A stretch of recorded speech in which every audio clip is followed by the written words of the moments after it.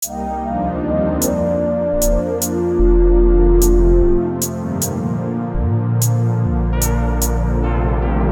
sasondelene enkosini, isikhathi sokusondela manje. Uze enkosini njengoba unjalo, umtshele konke ukwehluleka kwakho, uze phambi kwakhe unjengoba unjalo, unamandla okukhulula konke okwahlulayo. Uthi nje nangu mina Nkosi, uthi nangu mina.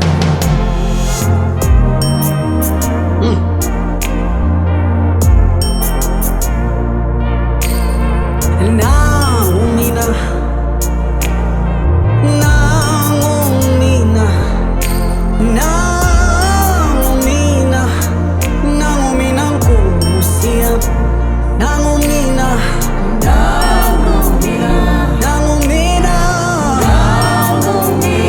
nangu mina, nangu mina, nangu mina Nkosi, ngisinikela kuwe mina, ngisilahlela nangu mina, nangu mina, nangu mina Nkosi, nomoya wami wephukile ngiwuletha wena, nangu mina, nangu mina Nkosi, ngiza kuwe nokwehluleka kwami, nangu mina, nangu mina, nangu mina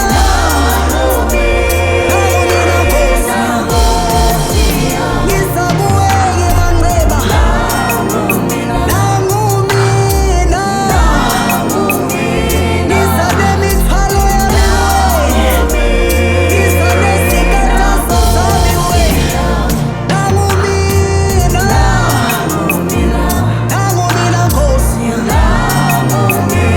nangu mina, Nkosi, ngiyazibekela thini, nangu mina,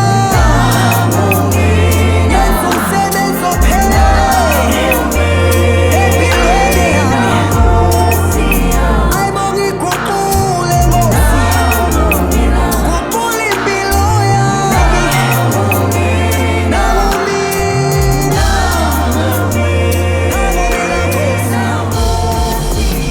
mina ngiyazinikela kuwe, mina ngizilahlela kuwe, nangu mina. Siyabonga. Thank you, Jesus.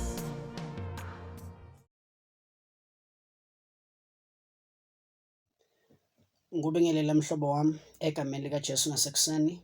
Siyethaba kuhlala nawe kuleli tafula lesingwa egameni likaJesu, egameni lenkosi esibukisana livi lakhe uNkulunkulu.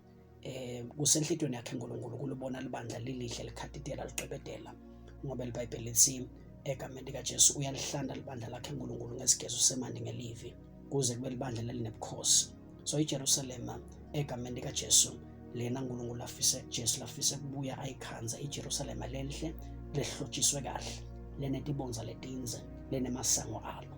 Sibukene nenkinga ke lapha nensinza bejatsi, ngoba kwendeka ukuthi emlandweni wama-Israyeli egameni likaJesu kufika isikhathi la khona egameni likaJesu kufika khona umbuso waNebukadneza lowafike egameni likaJesu wahlasela leli dolobha egameni likaJesu, kwabhidlitwa amasango alo, kwabhidlitwa yonke into.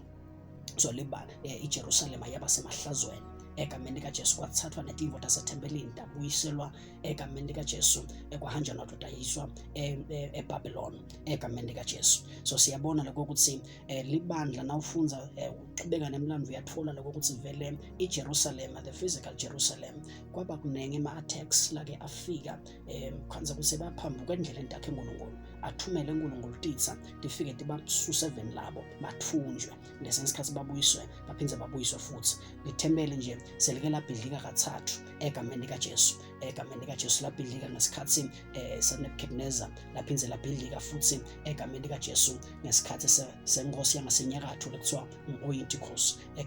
Egameni likaJesu lakhona yafika lenkosi yangasenyakatho Syria, inkosi yaseSyria yafike nayo yahlasela lidolobha egameni likaJesu. Then kwesithathu kwaba nga-AD 70 egameni likaJesu lakhona Jesu bekashito khona ukuthi egameni likaJesu iJerusalem itawuphindze ibhidlidwe egameni likaJesu. So uyabona lokho ukuthi iJerusalem has always been the focus of the attack of the enemy. Sitha besikhathi sisolo siyibukile sihlasela egameni. Kuyasitshela ke lokho ukuthi inkinga noma umgomo wesitha kululata libandla, kulehlisela phasi libandla, kulehlisela sithundisana ulibandla, kulena libandla letseleleke. Uyahlasela ngalesikhathi nje sale nkosi yangasenyakatho lena yaseSiriya, kuthiwa le nkosi yafika la ethempelini, yafika yamisa yonke egameni likaJesu imisimeto yokukhonda, yafika yamisa abapristi, yafika kulolona leli altari la uNkulunkulu abekade kunikelelwa khona egameni likaJesu imihlatshelo, yafika yanikela kulomnye uNkulunkulu ekuthiwa nguZeus egameni likaJesu,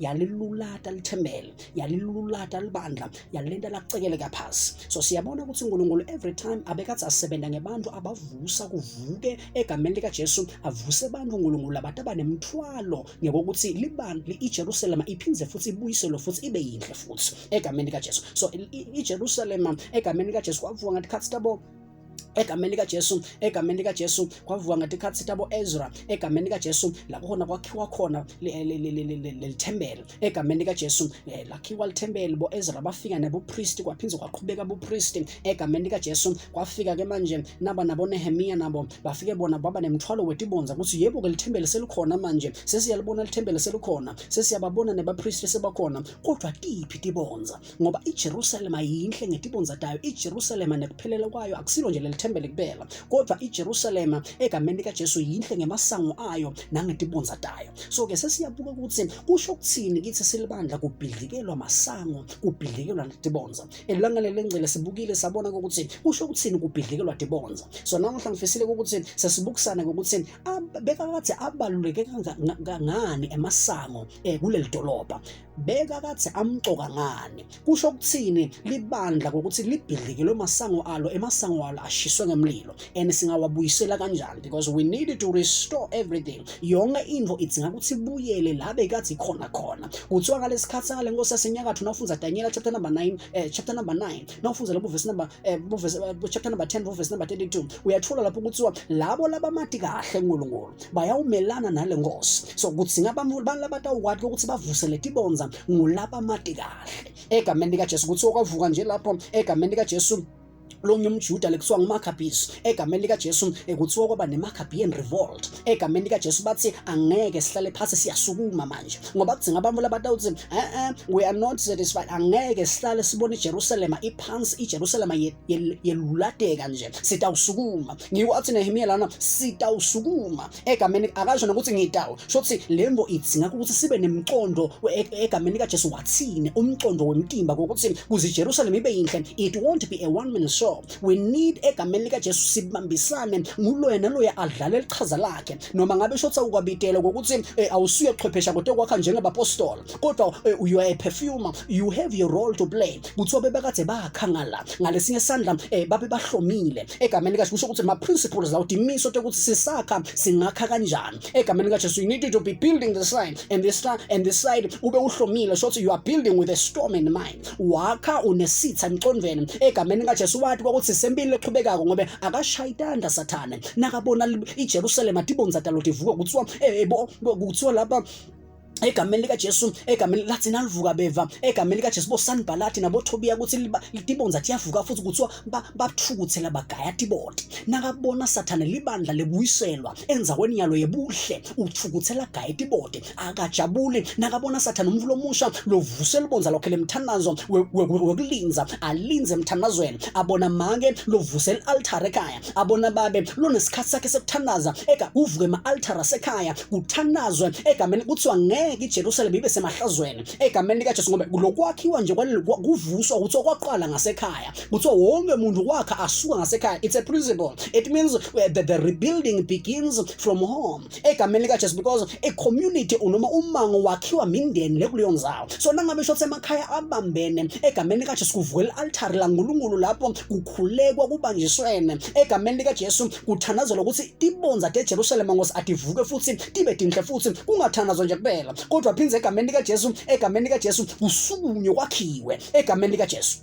So namhla ngifuna ukuthi sibuke ke egameni kaJesu ukuthi emasango wona abekade egameni kaJesu amcoka ngani. Kokuqala nje emasango ngiwo lebekade ayindzawo lesemthethweni yekungena. Lokusho ukuthi lo ngangeni ngelisango ulisela nemphanga usho njalo Jesu. Lokusho ukuthi egameni kaJesu lisango belikade likwati ukuregulator ukuthi singena kanje. Uyabona nasikhuluma ngekungena ebandleni noma kungena into the body of Christ kunendlela yekungena egameni kaJesu. Ngiko nje athi Satan ngiko nje athi egameni kaJesu lapho kuJohane athi labanye abakangeni ngelisanga labanye bandleni bangene ngekunyelela usho njalo Juda egameni kaJesu. So sifuna usikubuke naloko ukuthi wena nje njengoba egameni kaJesu mhlambe usebandleni sithe uyasho nako ukuthi hawu nami ngasinziswa sibuke nokuthi ngosiyami wangena kanjani edolobheni ngoba kunendlela yekungena wasinza mbamba yini ngoba lo umkhanza ngosiyami egameni kaJesu setithi nengilethivo letimhlulako lo muntu usesonweni kude vele lobuhle kude lendlela langakhona ukuthi bamba ngayo lolubonza lo self control kude lendlela langathi bamba ngayo ngoba lo muntu kunetivo lathi geja ekungeneni kanzi ekungeneni uyabona nje nasingena lapha nawusuka lapha eveni uyangale ukuvumise uqhotshwa lana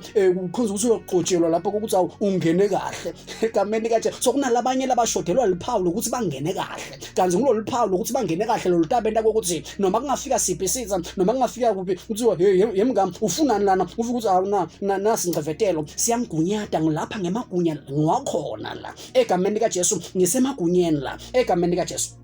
So ke futhi emasango egameni kaJesu ngula khona bekuhlala khona these were seats of authority kuthiwa behlulele bebahlala lamasangweni egameni kaJesu. Lokusho ukuthi emasango abekakade represent a strategic position egameni kaJesu, a place of influence. Lokusho ukuthi libandla nalibhidlikelwe masango alo lead influence. Silahlekelwe influence. You as the church would influence egameni kaJesu. It means egameni kaJesu egameni kaJesu tindzawo letiphakeme letihlalo letiphakeme libandla likho lapho khonza ukuthi ngosiyami siphethwe egameni kaJesu kuhlela ibantfu lekungakamela ngabe bahleti lapha ngokuthi libandla libhidlikelwe masango alo egameni kaJesu. Kanti siyathanza lokuthi labalungile iBhayibheli sinangabe labalungile egameni kaJesu baphakama sive siyajabula egameni kaJesu ngoba ethi inhloso kaNkulunkulu tiyaphumelela egameni kaJesu. But nangabe city influence egameni kaJesu wherever we are tibonza masango we cannot achieve much. Kwesithathu futhi egameni kaJesu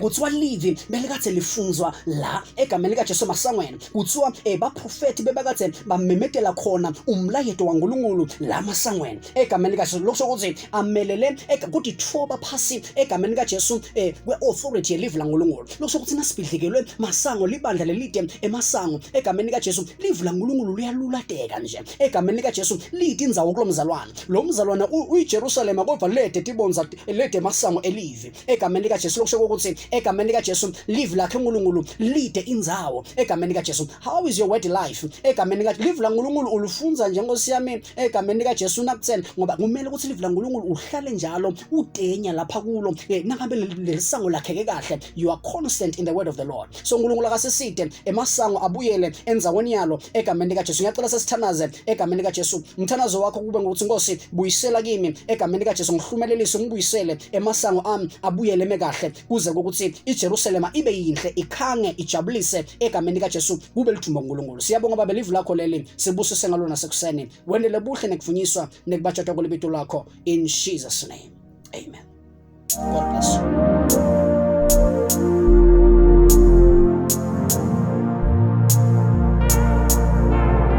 Ake sasondelene enkosini isikhathi sokusondela manje uze enkosini njengoba unjalo umtshele konke ukwehluleka kwakho uze phambi kwakhe unjengoba unjalo unamandla okukhulula konke okwahlulayo uthi nje nangu mina Nkosi uthi nangu mina